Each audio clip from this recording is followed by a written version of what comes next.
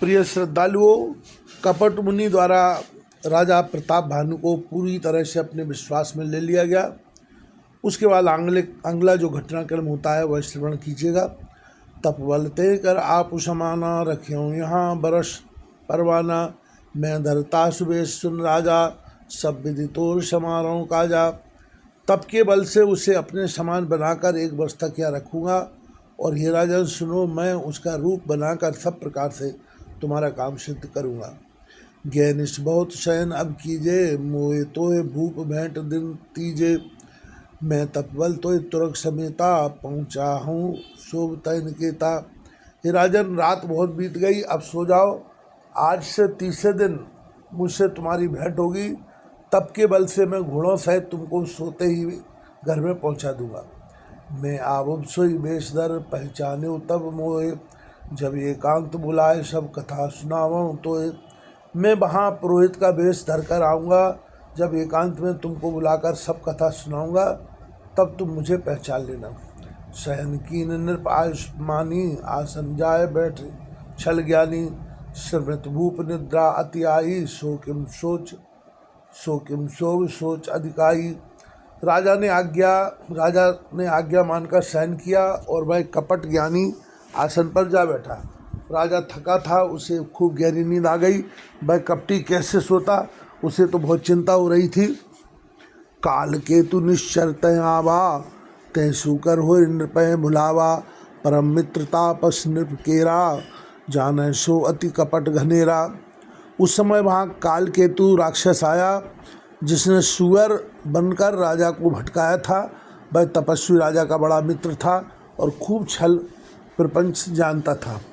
तय के सतसुत अरुदस भाई, खल अति अजय देव दुखदाई, प्रथम भूप समर सब मारे, विप्रसंत सुर देख दुखारे।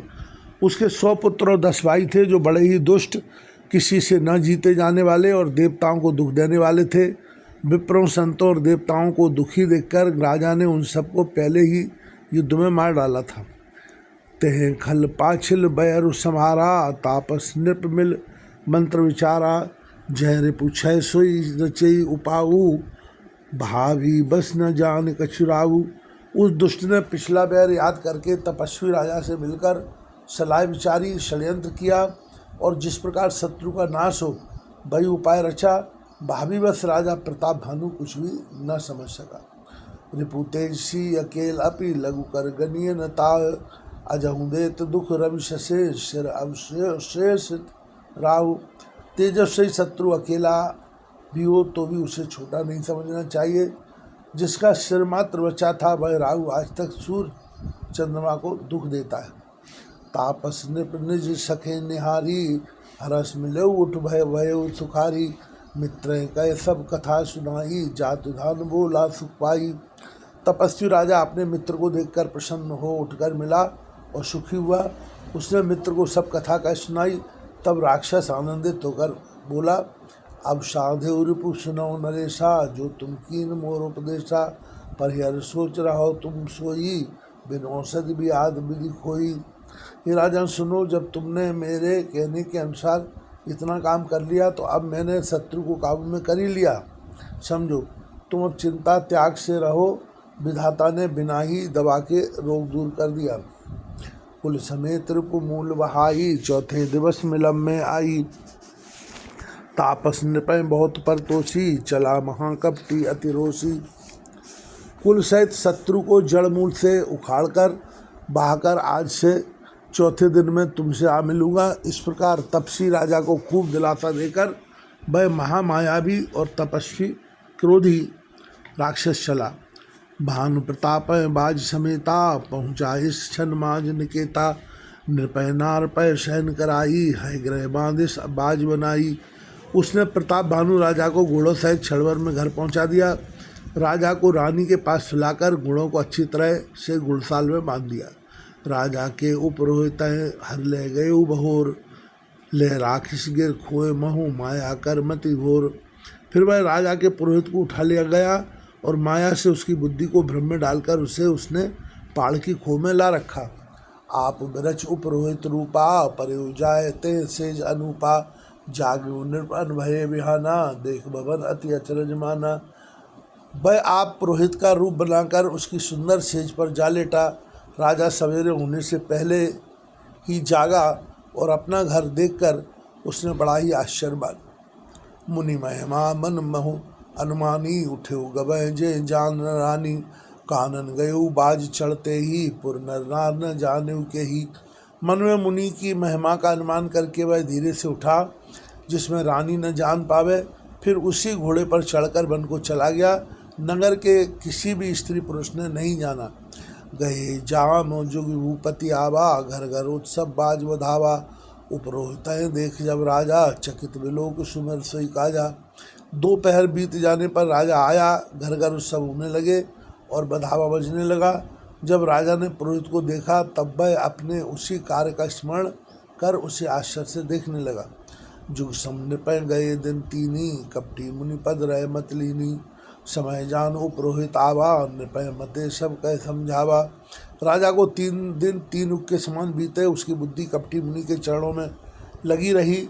निश्चित समय जानकर पुरोहित बना हुआ राक्षस आया और राजा के साथ की हुई गुप्त सलाह के अनुसार उसने अपने सब विचार से समझाकर कह दिए। नृपहर से उपय चान गुरु, ब्रह्म बस रहा न चेत। बसे तुरंत सत सहस बर, विप्र कुटुंब समेत। संकेत के अनुसार गुरु को उस रूप में पहचान कर राजा प्रसन्न हुआ। ब्रह्मबस उसे चेत न रहा कि यह तापस मुनि है या काल केतु राक्षस है। उसने तुरंत 1 लाख उत्तम विप्रों को कुटुंब सहित निमंत्रण दे दिया। उपरोहित जीव नार कराई, छरचार विधि जसुत गाई। माया मैं ते कीन ओ रसोई, बिंजन भोगन सकै न कोई। पुरोहित ने 6 रस और 4 प्रकार के भोजन, जैसा कि वेदों में वर्णन है, बनाए। उसने मायामयी रसोई तैयार की और इतने व्यंजन बनाए जिन्हें कोई गिन नहीं सकता। विविध मृगन कर आमिश्र आधा, तेमो विप्र मांस खल साधा। भजन कहूँ सब विप्र बुलाए, पद पखार सादर बैठाए। अनेक प्रकार के पशुओं का मांस पकाया और उसमें उस दुष्ट ने ब्राह्मणों का मांस मिला दिया। सब विप्रों को भोजन के लिए बुलाया और चरण धोकर आदर सहित बैठाया। परसन जब लाग में पाला, भय आकाश मानिते काला। विप्रबंद उठ उठ ग्रह जाऊ, है बड़हानि अन्न जन खाऊ। जो ही राजा परोसने लगा उसी काल केतु कृत आकाशवाणी हुई, हे विप्रो, उठ उठकर अपने घर जाओ, यह अन्न मत खाओ, इसके खाने में बड़ी हानि है। भयु रसोई भूषण मासु, शब्द जुठे मान विश्वासु। भूप विकल मति मोह भुलानी, भावी वसन आओ मुखबानी। रसोई में विप्रों का मांस बना है। आकाशवाणी का विश्वास मानकर सब विप्र उठ खड़े हुए। राजा व्याकुल हो गया, परंतु उसकी बुद्धि मोह में लगी हुई थी। होनार वर्ष उसके मुँह से एक बात भी न निकली।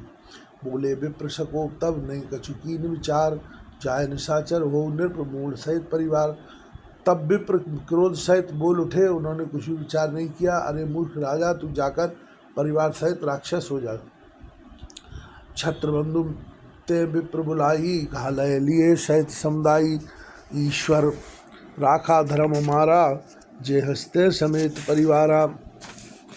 हे नीच क्षत्रिय, तूने तो परिवार सहित विप्रों को बुलाकर उन्हें नष्ट करना चाहता। ईश्वर ने हमारे धर्म की रक्षा की, अब तू परिवार सहित नष्ट हो जा। सम्मत मध्य नाश तब हो, जलदाता न है कुल को। नृप सुन साप विकल अति त्रासा, मैं बहोर बर गिरा आकाशा। 1 वर्ष के भीतर तेरा नाश हो जाए, तेरे कुल में कोई पानी देने वाला तक न रहेगा। साप सुनकर राजा भय के मारे अत्यंत व्याकुल हो गया। फिर सुंदर आकाशवाणी हुई, विप्र साप विचार न दीना, नहीं अपराध भूप कछु कीना। चकित विप्र सब सुन नववानी, भूप गये जहाँ भोजन खानी। हे विप्रो, तुमने विचार कर साप नहीं दिया, राजा ने कुछ भी अपराध नहीं किया। आकाशवाणी सुनकर सब विप्र चकित हो गए। तब राजा वहाँ गया जहाँ भोजन बना था। तहनासन नहीं विप्र सुआरा, फिर राव मन सोच अपारा। सब प्रसंग में सुनन सुनाई, त्रसित परेऊ अग्नि अकुलाई। देखा तो वहाँ न भोजन था न रसोईया, विपरीत था। तब राजा मन में अपार चिंता करता हुआ लौटा। उसने विप्रों को सब वृतांत सुनाया और बड़ा ही भयभीत और व्याकुल होकर वह पृथ्वी पर गिर पड़ा। भावी भूपत भावी मिटाए नहीं, जदप न दूषण तोर, कि अन्यथा होए नहीं विप्रश्रापति घोर। हे राजन, यद्यपि तुम्हारा दोष नहीं है तो भी होनार नहीं मिटता। विप्रों का शाप बहुत ही भयानक होता है, यह किसी तरह भी टाले नहीं टलता। अस्कर समय देव सुधाये, समाचार पुरलोकन पाए, सोचे दूषण देव देही, वृचत हंस का किए जेही। ऐसा कहकर सब विप्र चले गए। नगरवासियों ने जब यह समाचार पाया तो वे चिंता करने लगे और विधाता को दोष देने लगे, जिसने हंस बनाते बनाते कौआ कर दिया। ऐसे पुण्यात्मा राजा को देवता बनाना चाहिए था, सो राक्षस बना दिया गया। श्री सद्गुरु